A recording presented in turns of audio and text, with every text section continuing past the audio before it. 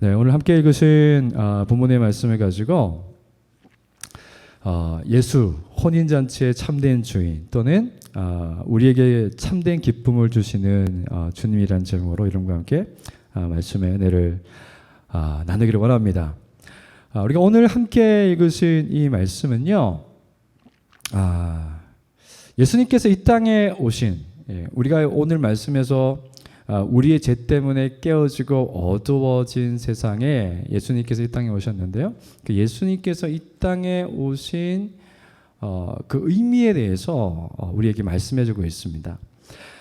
예수님은 그 구원의 가정, 이 세상에 오셔서 우리를 구원하시는 그 구원의 가정을 당시의 결혼 풍습에서 수치를 당하게 된 부부를 구해주시면서 그분은 우리의 수치를 가려주실 뿐만이 아니라 예수님만이 우리에게 참된 기쁨을 주시는 분이라는 것을 오늘 말씀을 통해서 우리에게 주시기를 원하시는 거죠. 그래서 오늘 말씀을 통해서 우리가 오늘 함께 우리 마음속에 새기기를 원하는 것은요, 예수님이 이 땅에 오신 이유는 우리의 수치를 가려줄 뿐만이 아니라 우리에게 참된 기쁨을 주시기 위해서 이 땅에 오셨다는 것을 말씀을 통해서 함께 나누기를 원합니다.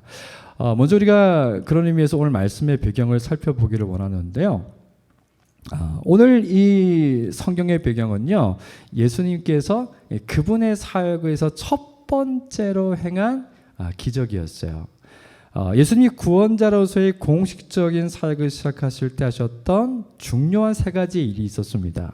하나는 세례 요한에게 세례를 받으신 거였어요. 그분이 세례를 받으시면서 그분은 우리의 죄를 위해서 죽으시고 또한 우리의 죄를 그분이 사했다는 것을 알리기 위해서 살아나셔야 하셨죠. 중요한 한 가지 사역이었습니다. 두 번째는 예수님의 평생의 사역을 옆에서 지켜볼 증인들인 제자들을 부르셨어요. 세 번째는요, 오늘 읽은 성경의 내용처럼 예수님이 우리를 구원하시는 구원자로서 공식적인 사역에서 행하신 첫 번째 기적을 다루고 있습니다. 우리가 이 땅에 우리의 구원자로 오신 그 예수님의 기적을 다루고 있는데요, 그 예수님께서 첫 번째로 다루신 기적이 뭐냐면은 물을 갖다가 포도주로 바꾸는 사역이었습니다.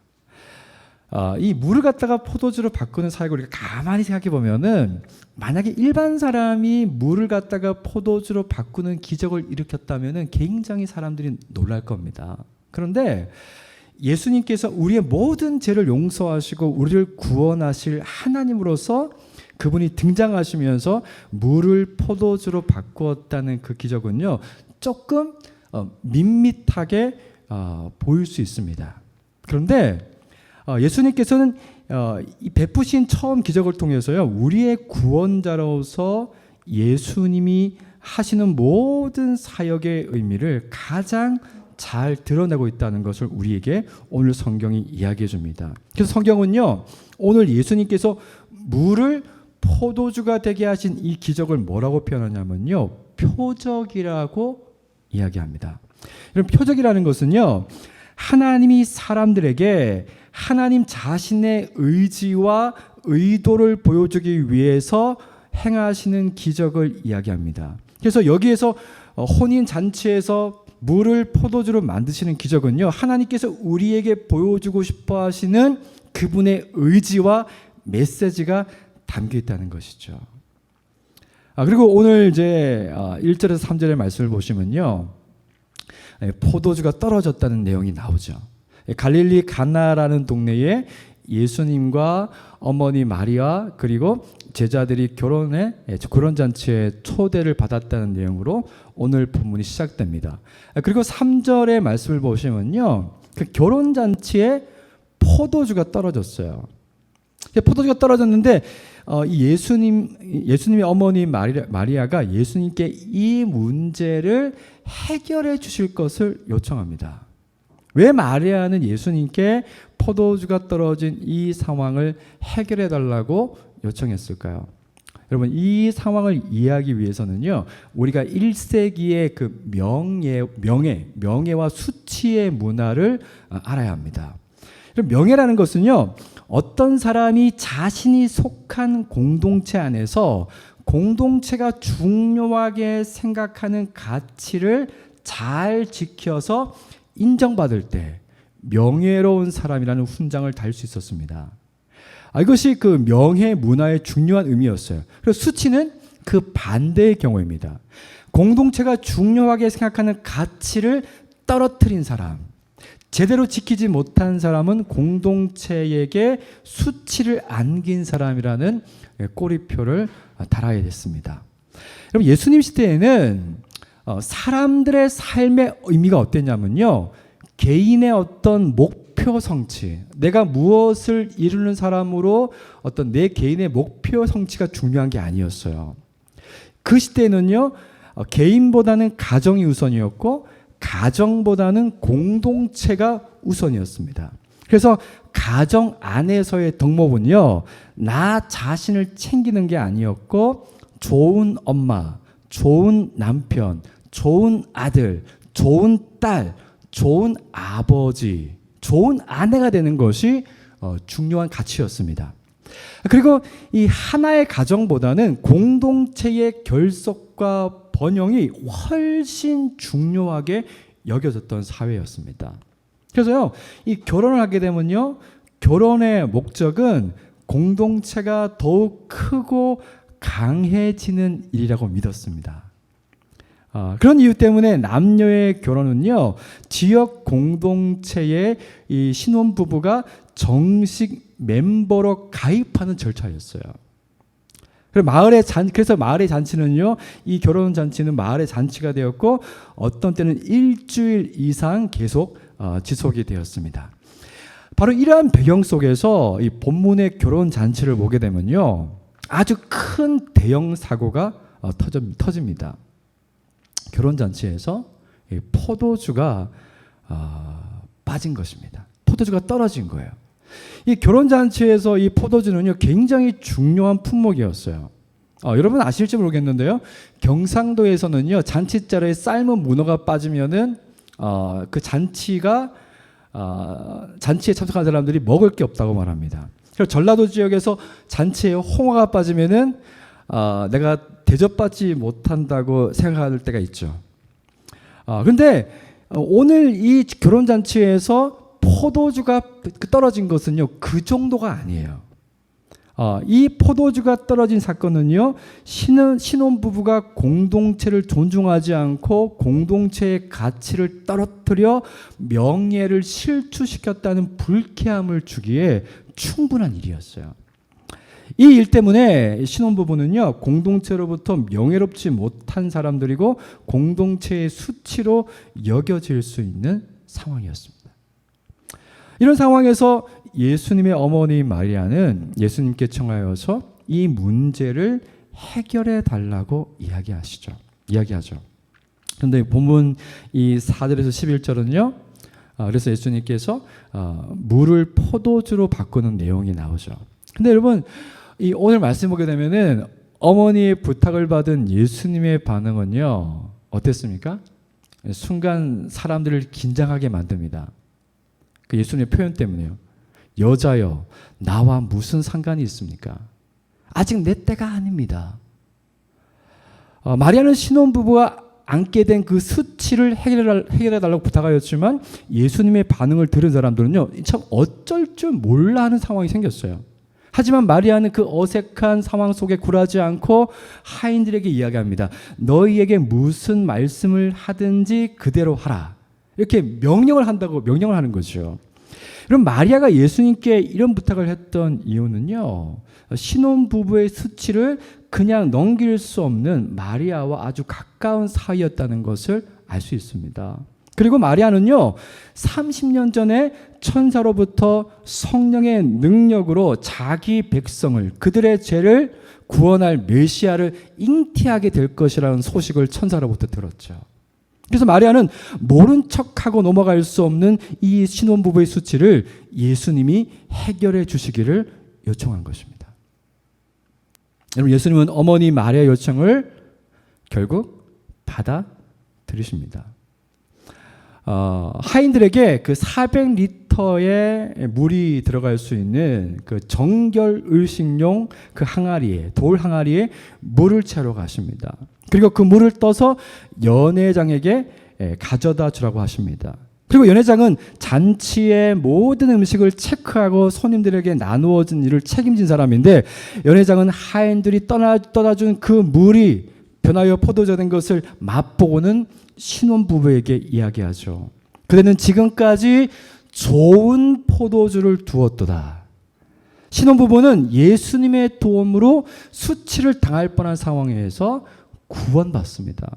공동체에게 인정되고 불명예를 안지 않아도 되게 되는 것이죠. 그리고 11절의 말씀을 보면요, 이 사건을 요한은 이렇게 기록하고 있어요. 예수님은 혼인잔치에서 자신의 영광을, 하나님으로서 자신의 영광을 나타내셨다 표현합니다. 그리고 제자들은 그 예수님을 하나님으로 믿었다고, 구원자로 믿었다고 표현되어 있죠. 여러분, 그래서 우리도 오늘 11절의 해석처럼요, 오늘 성경을 통해서 예수님이 하나님을 행하신 그 일 속에서요, 그분의 아름다운 의도를, 그분의 의지를 보아야 됩니다. 그리고 우리도 제자들처럼요, 예수님을 우리의 구원자로 믿는 은혜가 있어야 됩니다. 그런 의미에서 예수님이 우리에게 보여주시려고 하시는 이 혼인잔치에서의 그분이 행하신 일의 의미를 생각해 보기를 원하는데요. 이 첫 번째 의미는요, 예수님이 이 세상에 오신 이유는 우리를 죄의 수치로부터 구원하기 위해서 오셨다는 거예요. 여러분, 신혼부부가 공동체가 만든 가치를 지키면요, 공동체의 인정을 받아서 명예로워질 수 있어요. 근데 그 반대일 경우에는 공동체의 수치가 됩니다. 이 혼인잔치에서 포도주가 떨어져 공동체로부터 수치를 당할 위기에 처했던 신혼부부는요, 창세기의 아담과 하와가 하나님 앞에서 불명예를 얻었던 일을 상징합니다. 아담과 하와는 하나님이 보시기에 좋았다는 무한한 신뢰와 인정을 받았었습니다. 하지만 하나님이 유일하게 금지한 선악과를 두 사람이 먹습니다. 여러분, 이것은 하나님이 자신의 성품을 따라서 만든 그 우주의 질서와 아름다운 창조 세계의 가치를 심각하게 훼손하는 일이었습니다. 그리고 얼마 전에 고위공직자 후보가 아들의 학교 폭력 문제 때문에 스스로 물러나는 해프닝이 있었습니다. 이제 공동체, 이 사회 공동체는 그러한 가치를 가지고 있죠. 아들이 사회가 형성한 중요한 가치를 훼손할 때 그로 인한 수치는요, 자신뿐만이 아니라 가족 모두의 수치가 됩니다. 아담과 하와의 범죄는요, 하나님의 창조의 잔치에 차려진 상을 뒤엎어버리는 일이었어요. 그들 자신은 물론이고 자신을 창조한 하나님께도 불명예를 안기는 일이었습니다. 여러분, 아담과 하와가 저지른 일은요, 너무 심각해서 스스로 해결할 수 있는 일이 아닙니다. 그들은 하나님의 세계에서 수치스러운 존재가 되었습니다. 하나님께 인정받았던 존재에서 하나님의 인정을 받지 못하는 존재로 전락해버렸죠. 여러분, 인간 사이는요, 아주 오래전부터 그 명예와 수치 문화가 존재했어요.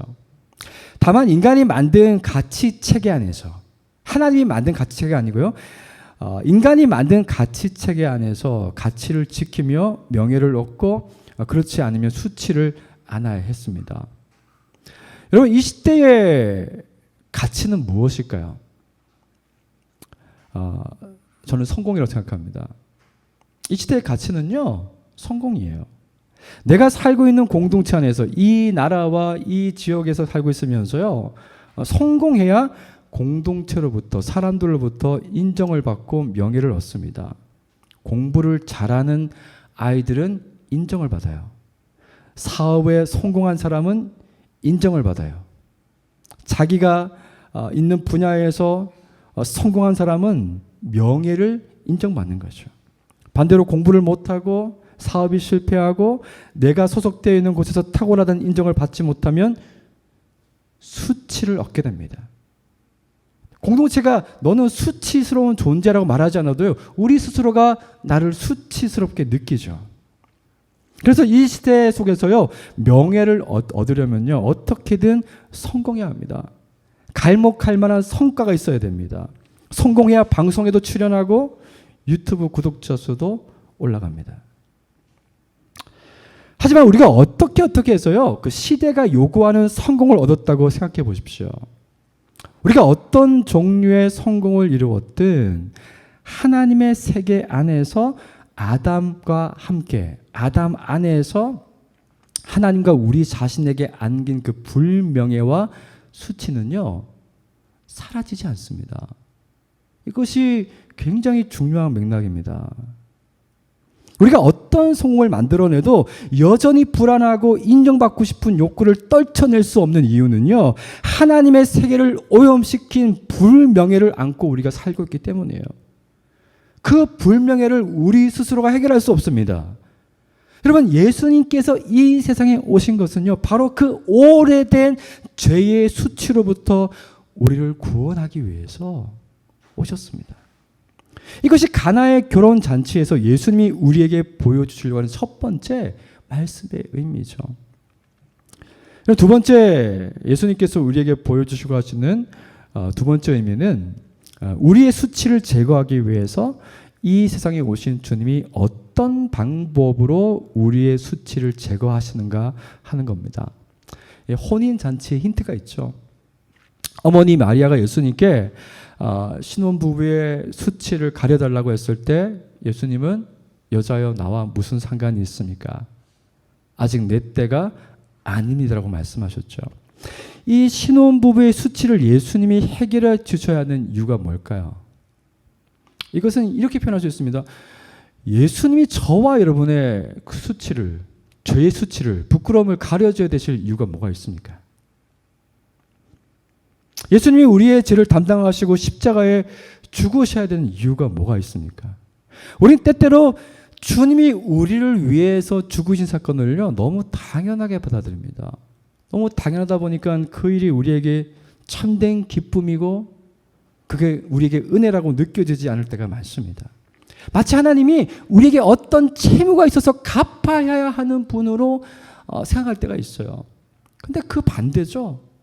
하나님께 돌이킬 수 없는 불명예와 수치를 안긴 것은요, 우리입니다. 우리가 죽은 것은 우리의 죄의 결과이고 지극히 공정한 일입니다. 그렇다면 예수님이 우리를 위해서 대신 죽임을 당하신 일을 우리는 어떻게 보아야 할까요? 그건 달리 표현할 길이 없어요. 우리를 향한 하나님의 지극히 큰 사랑이라는 표현 외에는요, 달리 표현할 길이 없어요. 그분이 우리의 수치를 가려주신 것은요, 우리를 그분이 사랑하시기 때문입니다. 예수님이 아직 내 때가 아니라고 하셨는데 여기서 때라는 것은요, 예수님이 자신이 구원자로 죽게 될 것을 암시할 때마다 이 표현을 사용하셨습니다. 아직 내 때가 아니다. 이제 때가 되었다. 이 때는요, 예수님이 우리를 구원하시기 위해서 그분이 죽는 순간을 의미합니다. 예수님이 우리의 죄의 수치로부터 구원하여 다시 하나님 품에 안기게 하기 위해서 하셨던 일은요, 우리의 죄를 대신 지시고 우리 대신 죽는 것이었습니다.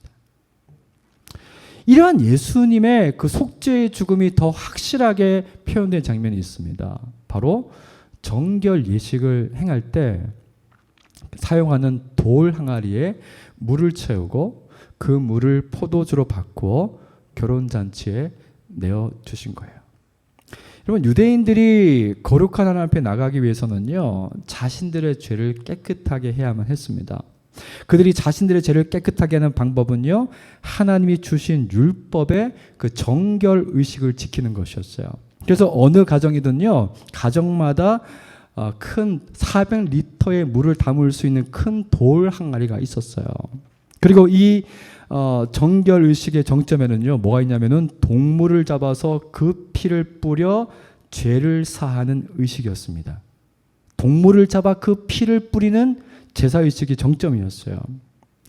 여러분, 예수님이 정결의식에 사용하는 그 돌 항아리에 물을 채우게 하시고 그 물을 가져다가 사람들에게 내놓을 때 그 물은 포도주로 바뀝니다.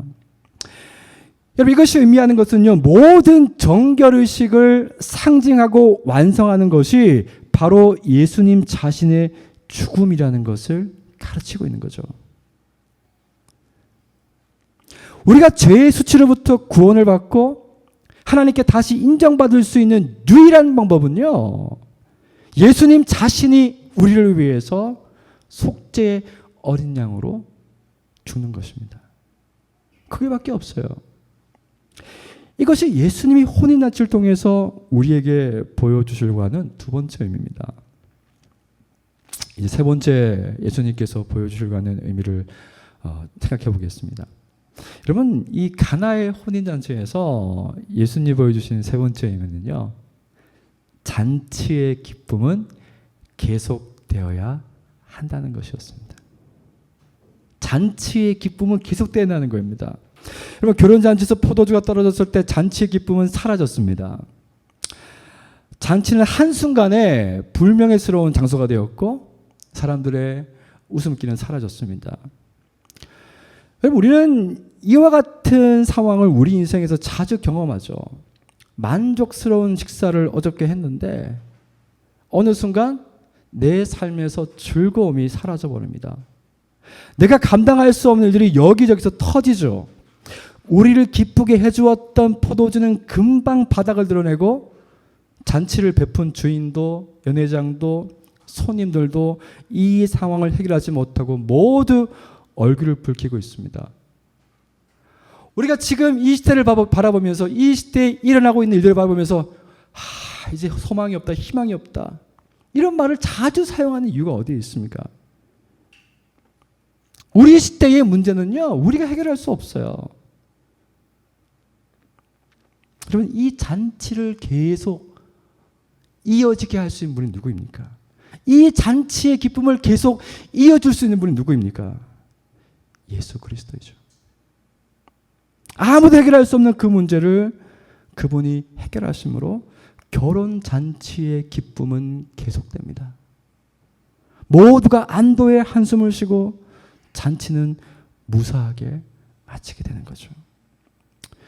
여러분, 우리 인생에 무한한 최상급의 포도주를 공급하셔서 우리 인생을 잔치가 되게 하시고 마르지 않는 기쁨을 줄 수 있는 분은 누구입니까? 예수님은 바로 그 자신밖에 없다는 것을 오늘 말씀을 통해서 우리에게 말씀하시죠. 아담을 포함한 우리 모두는 하나님의 잔치 자리를 박차고 떠나버렸습니다.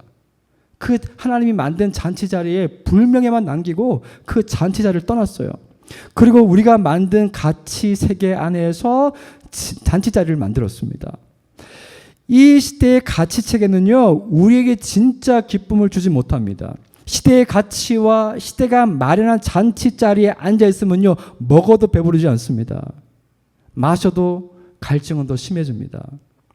우리는 시대의 가치라는 잔치 자리에서 나와 예수님이 베푸시는 잔치 자리로 들어가야 합니다. 예수님이 우리의 수치를 제거하고 그분이 베푸신 잔치 자리에 앉을 때 우리는 그분이 주시는 변하지 않는 기쁨을 누릴 수가 있게 됩니다. 여러분, 구약은 하나님과 우리의 관계를요, 왕과 백성뿐만이 아니라 신랑과 신부의 관계로 이야기합니다. 하나님은 부부가 되는 서약처럼요, 우리와 깊은 관계를 원하시기 때문에 우리를 신랑과 아내, 부부의 편으로 이렇게 말씀하실 때가 많습니다. 마가복음 2장 19절을 보면요, 예수께서 그들에게 이르실 때 혼인집 손님들이 신랑과 함께 있을 때에 금식할 수 있느냐? 신랑과 함께 있을 동안에는 금식할 수 없느니라고 말씀하죠. 예수님은요, 자신을 우리의 신랑이라고 표현해요.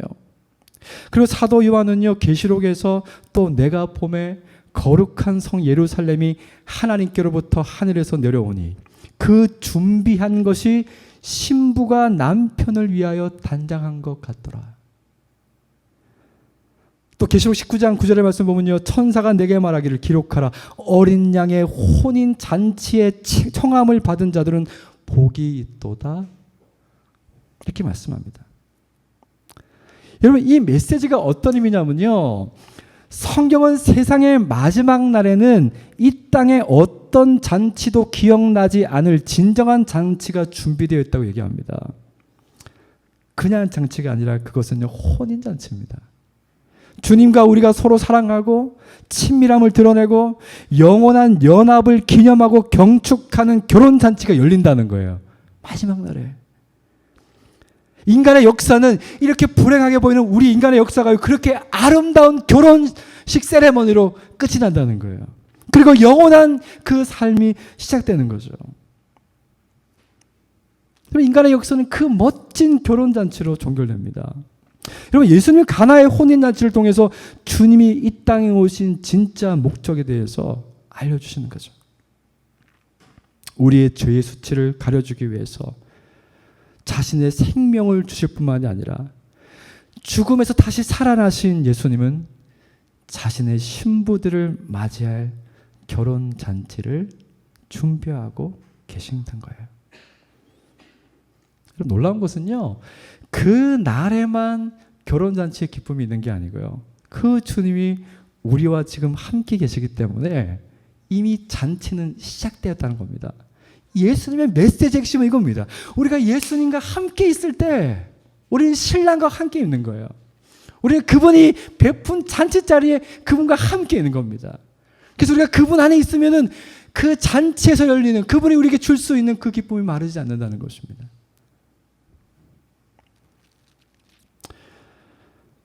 여러분, 예수님께서 우리를 위해서 만드신 그 잔치를 기억하십시오. 그 기쁨이 먼 미래에만 있는 것이 아니라 지금도 그 기쁨이 우리에게 주어진다는 사실을 기억하십시오. 어떤 사람들은 예수님을 인생의 좋은 모델로만 믿고 싶어 합니다. 하지만 만약에 예수님을 모델로 믿고 따라가면요, 그 사람은 서서히 그리고 깊은 절망에 빠지게 됩니다. 그분은 감히 우리가 비교할 수 없는 분이기 때문이죠. 우리가 그분을 본받으려고 할수록, 훌륭한 사람이 되려고 할수록 우리의 열망은 점점 절망이 됩니다. 예수님은 우리의 모델로 오신 것도 아니고요, 우리에게 구원의 방법을 알려주기 위해서 오신 것도 아닙니다. 그분은 친히 저와 여러분을 구원하기 위해서 오셨습니다. 그분은 죽기 위해서 오셨고, 피를 흘려 저주와 형벌을 우리 대신 담당하셨고, 우리는 그분 때문에 복과 사랑의 잔을 들 수 있는 그 잔치에 초대를 받게 되었다는 거예요. 이것이 오늘 본문에서 예수님이 가나에 있었던 혼인잔치를 통해서 저와 여러분에게 보여주시는 모습입니다. 이런 말씀을 맺겠습니다. 예수님의 이생을 알면요, 찾아오는 두 가지 변화가 있어요. 첫째는요, 결혼식장에 입장하는 신부가 신랑에게 어떻게 보일까요? 신부는 가장 아름다운 드레스를 입고 보석으로 꾸밉니다. 신랑이 신부를 보는 순간 기뻐서 어쩔 줄 몰라 합니다. 여러분 기억하십시오. 예수님이 저와 여러분들을 바라보실 때 그와 같다는 거예요. 기뻐서 어쩔 줄 몰라 하신다는 거예요. 우리를 향한 그분의 사랑이 마르지 않는다는 거예요. 그분이 우리를 그렇게 사랑하신다는 거예요. 우리가 매 순간, 삶의 매 순간 이것을 기억하고 산다면요, 우리의 삶이 얼마나 달라질까요? 하나님의 사랑이 우리에게 떠나지 않습니다. 그럼 두 번째로요, 미래의 진짜 잔치를 우리가 볼 수 있다면요, 우리는 현재의 어떤 고난도 감당할 수 있습니다. 주님이 만들어주신 포도주를 즐겁게 마시던 혼인 잔치의 한가운데서요, 예수님은 장차 다가올 자신의 죽음을 생각하셨습니다. 하지만 우리는 그럴 필요가 없어요. 클라우니 박사는요, 이렇게 표현했습니다. 예수께서 기쁨 일색인 혼인 잔치의 한가운데 앉아 장래의 슬픔을 마셨기에 오늘 그분을 믿는 우리는 세상 모든 슬픔의 한가운데 앉아 장래의 기쁨을 마실 수 있다. 미래의 기쁨을 마실 수 있다. 우리는 어린 양의 잔치 덕분에 지금 엄청난 안정을 누리고 있다. 여러분 지금 저와 여러분이 어떤 슬픔의 한가운데 있다 할지라도요, 그것이 진짜 모습이 아니라는 것을 기억하십시오. 여러분 예수님이 마지막 날에 완성할 그 혼인잔치의 기쁨을 마시기 바랍니다. 진정한 사랑도 하나고요, 진정한 장치도 하나밖에 없습니다. 그리고 우리의 마음에 온전한 기쁨을 주시고 우리를 만족하게 하는 분도 오직 예수 그리스도 한 분밖에 없습니다. 이것이 우리를 기다리고 있고 또한 우리가 살고 있는 이 순간에도 우리 가운데 부어지고 있다는 것을 우리가 주님의 그 은혜를 바라보면서 그분의 죽으심을 바라보면서 신뢰할 수 있기를 원합니다.